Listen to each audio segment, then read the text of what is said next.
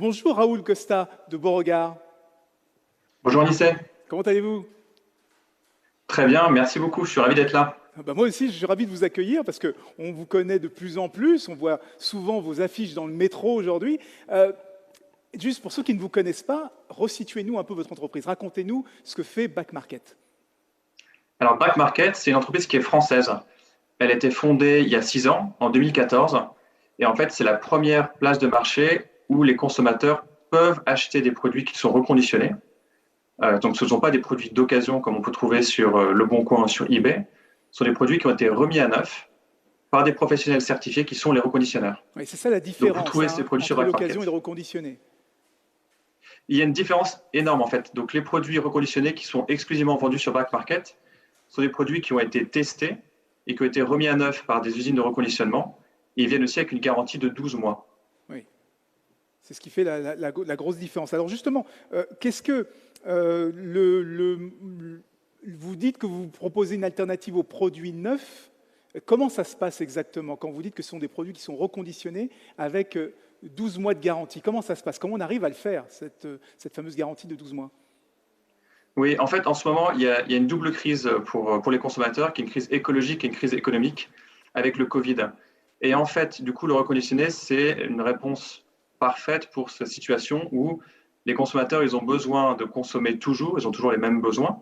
Je dirais même que les besoins ont augmenté. On en parlera peut-être plus tard avec le confinement. Mais du coup, ils ont moins de moyens. Le reconditionné, c'est intéressant parce que les produits sont vendus typiquement moitié moins cher que les produits neufs. Et ils offrent en fait les mêmes fonctionnalités et ils ont la même durée de vie. Comment est-ce qu'on y arrive? En fait, Back Market va rassembler tous les acteurs de reconditionné et va les mettre en concurrence sur la qualité et sur le prix.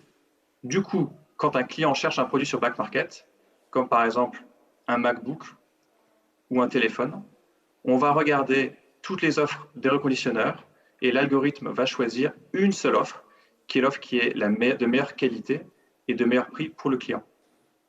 D'accord. Et vous, non seulement vous reconditionnez, enfin vous comparez les produits des conditionneurs, mais est-ce que vous reprenez également les produits des consommateurs? Exactement. En fait, en France, nous reprenons les produits dont les consommateurs n'ont plus besoin. Par exemple, vous changez de téléphone, vous n'avez plus besoin de votre ancien téléphone, vous pouvez le revendre et gagner de l'argent avec ça. Il sera repris, racheté par une usine de reconditionnement qui va le remettre à neuf et qui le remettra aussi sur le marché du reconditionné. Et en fait, grâce à ça, on boucle la boucle de l'économie circulaire, puisque sur Back Market, on peut tant acheter que revendre son produit électronique ou électroménager. On voit bien l'intérêt pour le consommateur qui achète un produit avec des garanties moins chères qu'un produit neuf, mais quel est l'intérêt pour le monde amont, c'est-à-dire les circuits de distribution ou même les marques? Oui, en fait, l'enjeu, il est important. Il est important parce que les consommateurs, ils ont montré, parce qu'il y a une conscience écologique qui se développe, ils ont envie de consommer mieux. Et on a noté que 10% de nos clients achètent parce qu'ils veulent consommer, ils veulent avoir un impact meilleur sur l'environnement. Mais d'autre part, parce que le reconditionné est tout simplement moins cher que les produits neufs. Et en fait, aujourd'hui, le reconditionné, il se développe. Donc, c'est un marché qui est petit par rapport au marché du neuf, mais il représente quand même 80 milliards de dollars, donc 6% du marché du neuf. Et surtout, il est en plein boom. Il va doubler d'ici 2025. Donc, le marché de reconditionné, il est là pour durer, il se développe. Et les marques qui aujourd'hui sont assez frileuses, et ce qu'on peut comprendre très bien, puisqu'en fait, le reconditionné, c'est aussi un risque pour les marques de perdre le contrôle sur l'image qualité de leur marque, de perdre le contrôle sur la distribution d'où sont vendus les produits. Et en fait, les marques qui travaillent avec Back Market, elles peuvent prendre le contrôle de ça. Et un bon exemple d'une marque qui a fait ça, c'est Dyson, qui vend des produits électroménagers qu'elle reconditionne avec des usines partenaires, labellisées, et qui sont vendus du coup sur Back Market. Parce qu'il y a Pour des marques Dyson, qui vous c'est soutiennent. intéressant parce qu'en fait, ils développent des nouveaux clients qui n'ont pas les moyens d'acheter leurs produits neufs. C'est une source de revenus supplémentaire et elles peuvent contrôler de bout en bout l'image qualité de leur marque, y compris dans la seconde vie de leurs produits, ce qui est extrêmement intéressant. Et je dirais que dernièrement, c'est intéressant aussi pour une marque comme Dyson, puisqu'elle projette une image positive liée à l'environnement. Elles font des actions concrètes. Alors, une question un peu qu'on se pose depuis le début de la matinée. Comment vous avez vécu le conditionnement, vous en tant qu'entreprise, en tant que directeur des opérations, COO, mais aussi en tant que vis-à-vis de vos clients? Est-ce que vous avez vu des changements dans les comportements d'achat de vos clients? Donc, c'est une double question. Comment vous l'avez vécu en termes opérationnels et après en termes commerciaux? On a vu des grands changements. Juste d'un point de vue, pour nous, notre entreprise, le confinement a eu des changements importants, mais on les a vécus assez bien parce qu'on est une petite structure et une structure assez jeune, donc on n'a pas découvert Zoom avec le confinement, par exemple, on a pu tous faire du télétravail. Néanmoins, pour ceux d'entre nous qui étaient parents, faire l'école à la maison et le travail à la maison a été très compliqué. Pour ceux qui étaient isolés, notamment les étrangers, et qui ne pouvaient pas revenir voir leur famille, c'était une période très dure aussi. Donc je dirais au niveau de back market, même si l'entreprise a pu continuer à opérer, il y a des situations qui ont été difficiles, qu'ont vécu les Français, les Européens et ceux qui ont été confinés, évidemment. Et alors ce qu'on a vu du coup pendant le confinement, c'est que les habitudes de consommation, elles ont changé. Elles ont changé dramatiquement, parce qu'en fait les Français et les Européens qui étaient confinés ont eu besoin de s'équiper. On l'a vu et c'est intéressant sur back market, puisque nous sommes exposés donc, dans 9 pays, y compris en Italie et en Espagne, où le confinement a en fait commencé, et après qui s'est étalé dans le reste de l'Europe. Et on a vu aussi ces habitudes changer jusqu'aux États-Unis, où le confinement est arrivé plus tard, mais je dirais que la crise, elle perdure encore là-bas, et on voit encore ses impacts. Concrètement, qu'est-ce qui s'est passé? Eh bien, les consommateurs, ils se sont équipés pour faire du travail à la maison et pour faire de l'école à la maison. Et donc, du coup, on a vu des catégories comme les ordinateurs, les écrans, les tablettes exploser pendant le confinement. Deuxièmement, on a vu aussi des catégories, quelques semaines après ces premières catégories qui sont beaucoup développées, qui sont les catégories des télévisions et des consoles de jeux, puisque les gens qui étaient confinés, les consommateurs, ont eu besoin évidemment de se détendre et ils étaient coincés chez eux. Et dernièrement, on a vu une troisième catégorie qui s'est beaucoup développée, et ça, c'est la catégorie de l'électroménager, et notamment des produits phares comme le Thermomix ou le Magimix, qui sont des robots de cuisine qui permettent de cuisiner du coup plus facilement à la maison.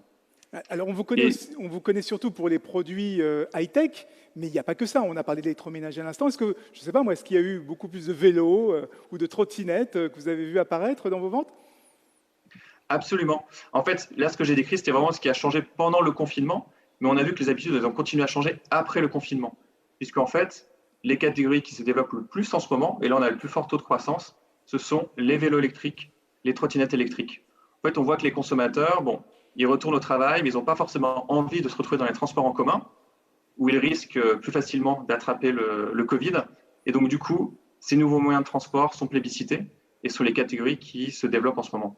Je pense qu'on aura d'autres surprises au fur et à mesure que la crise continue. Là, on est en phase d'adaptation après le confinement. On va voir quelles sont les autres étapes. En tout cas, on voit, via le reconditionné, les tendances qui changent rapidement. Alors, il y a aussi eu un problème pendant le confinement, c'est que beaucoup de reconditionneurs étaient fermés. Donc, concrètement, les consommateurs ne pouvaient pas rapporter leurs produits. Comment vous avez géré cette période, justement? Ça a été le plus difficile pendant le confinement. C'est qu'en fait, le jour où le confinement a été annoncé en Italie, en Espagne, puis en France, 50% des reconditionneurs se sont arrêtés de travailler. En fait, il y avait un flou à ce moment-là sur quelles étaient les conditions pour continuer à travailler avec les gestes barrières. Et ça a pris plusieurs semaines. D'autre part, ceux qui ont continué à opérer, les reconditionneurs, ils avaient des difficultés de transport, puisque les transporteurs nationaux ont considérablement réduit leur capacité de livraison pendant cette période-là, surtout en mars et avril, et même arrêté de livraison, arrêté de livrer certaines régions, comme le Grand Est en France ou la Lombardie en Italie.